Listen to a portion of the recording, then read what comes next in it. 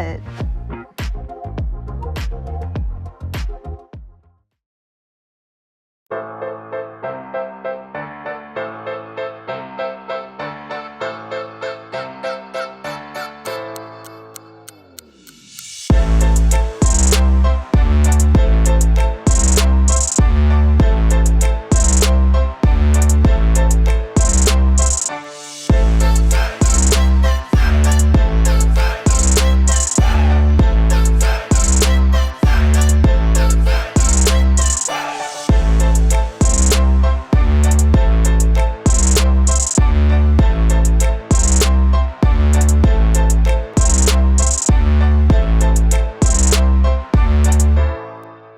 Hello, and welcome to the Popcorn List pop-up series screening of The Everything Pot.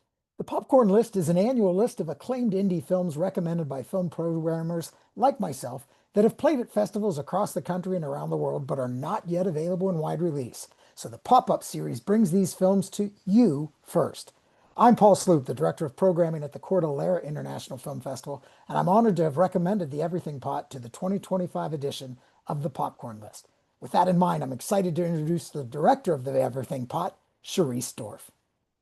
Thank you, Paul. I'm Sherise Dorf, and I am the director of the Everything Pot. I'm so excited and honored to be part of the first Popcorn List pop-up series. I'm really thrilled to be part of this. Thank you, Sherise. I've had an exciting time sharing your film at multiple festivals over the this past year, and I'm thrilled that it's part of this popcorn list. Wanted to ask you a few questions so we could let the audience know a little bit about the making of the film. But let's just start with, how did you know you wanted to make this film, or what led to the making of the film? It started with a funny experience happening to me, and I was invited to a wedding. I was the first to RSVP and send a gift and comment on the couple's wall because it was an Evite or, paperless post. And then I relayed the story and I started riffing with a friend. And I just felt called to my computer. And when I feel that way, it usually results in funny stuff. I originally wrote it as a short film, and then because of the pandemic, I had extra time and I decided to kind of see where I could get these characters to, go if I push them a little further. So the the reality is that I was invited to a wedding. The rest of it is out of my imagination. I want to combine a question here. Okay. Love to get some like inside stories about the film, but also let's attach to that. How did you get the cast that you got for this film? I think it's just such a wonderful cast. So the cast makes the film. The cast, once we had that puzzle solved, I mean, my job was done pretty much as a director. Um, I spent a ton of time with our casting director, Julianne Gabbert, who is amazing. I kind of don't want to say her name because I don't want people to steal her from us, but also you should, because she, like everyone on my crew and in my cast, gave so much extra to the making of this film. I mean, she and we still text and talk every day because we became so close, and she was very patient and she completely understood my what I wanted from the cast, and worked with me a very long time, way longer than anyone else probably would do to put this cast together. But my main thing was I really wanted to cast two women who were in their 50s, not in their 40s playing 50s, because that always bothers me. And once we did that, I really wanted the chemistry to be there, and each person we brought in completely fit into the puzzle. And as you said, we have an amazing cast. You have an amazing cast. Yeah. What are a couple things maybe that happened on the inside that people wouldn't know from watching the film, but are great stories?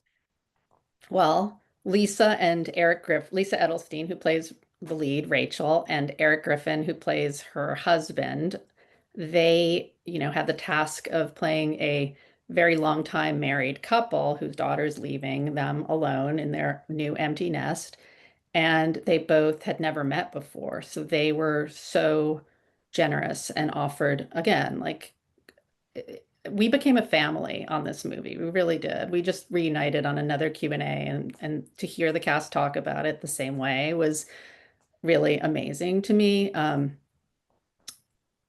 Lisa, Eric, and I met for literally 3 weeks, almost every day leading up to our production, so that they could get into the groove of being a longtime married couple. And then the funny thing is that at the end of that time, both Lisa and I had felt like we had been married to Eric for a very long time, and we still do. Great story. It is a great cast. The audience is about to see a wonderful film, and we certainly hope you enjoy it. And we appreciate that you gave Popcorn List the opportunity to play the film. Before we go, last and quickly, what's your favorite kind of popcorn? Well, before we go, last and quickly, my favorite kind of popcorn is any popcorn with olive oil and sea salt. But also, I want to thank you, Paul, for being such a supporter of this film from day one and for nominating us to the popcorn list, because that support meant a lot along the way. Truly my pleasure. Absolutely.